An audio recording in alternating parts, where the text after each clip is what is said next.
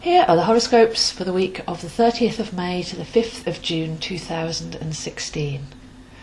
We have a lot going on this week, and there's a grand cross in the sky, so there'll be some oppositions there pulling us seemingly in different directions, but we need to look at each side of the equation and then find our happy medium.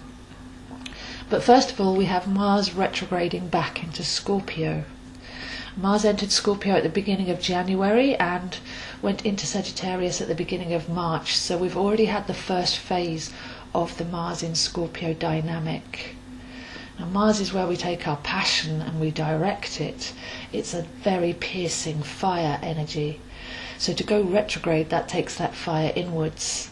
And to go retrograde in Scorpio, it takes it back into our subconscious.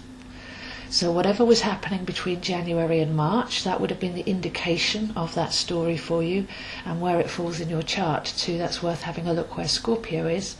And from now until the beginning of August, we can go back and readjust. So whatever comes up on the outside may have been magnetized to us by repressed desires on the inside. Whatever came up from January to March may have showed on the outside the arrival of that. It was the message rather than the messenger that was important. So now we can go back and have a look at what did we do to attract that, what was inside of us, what buttons were being pressed, and what fire was being wrongfully applied.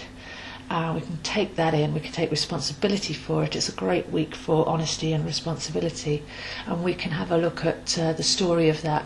When did we first start feeling that way? When did we first start creating the belief systems that may have called that in? So if you work with archetypes, we have many different archetypes within us, and some of them are just forgotten about, pushed to the side and ignored completely. But there could be an inner saboteur, there could be an inner victim, there could be an inner orphan.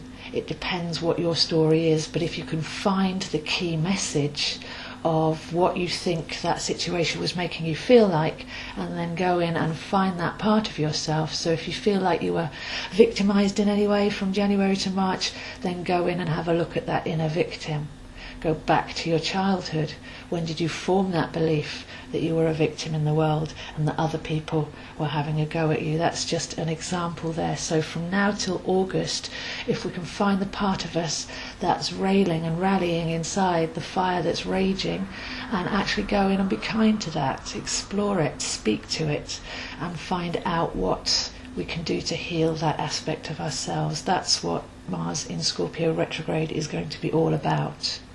Then from August, when we're forwards into Sagittarius on the phase 3, we can take what we've learnt and apply the wisdom. Also this week we have Jupiter moving slowly forwards. So Jupiter will be moving forwards until September, when it goes into Libra. So Jupiter in Virgo wants to make plans, wants to sow the right seeds, do the right thing at the right time on a big yearly plan. We're pulling out of an opposition with Neptune, which was a balance of reality and delusion, or limitedness versus the expansiveness of our imagination. So we're pulling out of that opposition there, so we should have a sense of reality and empowerment, a sense of what's real and what's an illusion, or a sense of being able to expand beyond the physical by using the power of the intuition and the imagination. This is going to be a slow process though, because Jupiter's going very slowly forwards and we're approaching the new moon in Gemini. So it's best to leave our actual planning until after that new moon, because we still have a number of retrogrades and some various lessons to learn. So moving on to the new moon, we have the Sun, Moon and Venus all together in Gemini. It's really worth having a look where Gemini is in your chart, which house. Because Gemini can often see things in a polarity. It can be two separate twins, there can be a schism or a rift.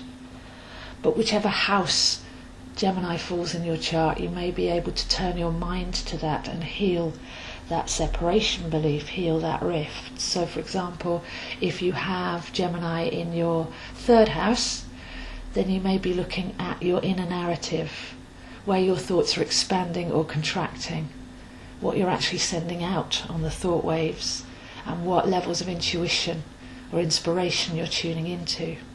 Because we have Saturn opposites, so it's a very interesting new moon this. That's the Moon, Sun and Venus all in Gemini, opposite Saturn retrograde. So the mind is the force that we'll be looking at during this phase, but Saturn opposite will say, what is it teaching you? What is it telling you? What are you learning? And what can you do to apply your mind, to actually put it to good use? So taking that example of somebody with Gemini in the third house, where are your thoughts coming in from? Are you tuning into higher or lower thought forms? Are you repeating the same story in your head of self-belief, or can you expand out of that into a bigger philosophical, higher message? With Venus there, with the Sun and the Moon, it's also worth having a look at what's the heart saying. When we communicate, we often think that we need to be right there with the person and that we're doing it with our brain and our mouth. But that's not the case. We actually communicate. Our thoughts go out from our mind, absolutely, but our thoughts that go out from our heart, our feelings, our beliefs, go a lot further. They reach a lot further. So there's a sense of being aware of the heart mind during this new moon, and actually listening to the heart more, listening to the centered, more truthful, more kind and honest part of ourselves, rather than the chatty, sometimes confusing narrative of the mind. So the Sun, Moon and Venus all in the sign of the Twins. Is there a polarity? Is there something that's pulling you in two different directions? Is there a negative and a positive, or an expansive and a contractive? And can we actually use that opposition by the weekend to find fusion in the middle? Can we become the master of our mind and stop the narrative long enough to actually change the real, work from the heart and set a new story? So there's not so much a day-by-day action going on this week. That new moon comes in by next weekend, but there is a pull across the skies. There's squares and oppositions. There's necessary tension that we can work with.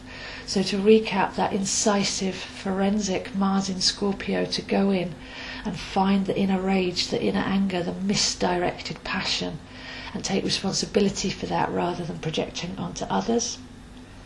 Jupiter's slowly moving forward, but for a while let's have a look at that reality versus illusion, or that limitation versus that spiritual expansion, and make sure that we've got the message of that opposition before we start making plans, because it's not until the new moon in Gemini where we tune more deeply in with the story of the heart and the eternal truth of ourselves, and find that fusion of head and heart, of mind and emotion, and heal anything that's at odds there before we can start putting the Jupiter planning energy into action.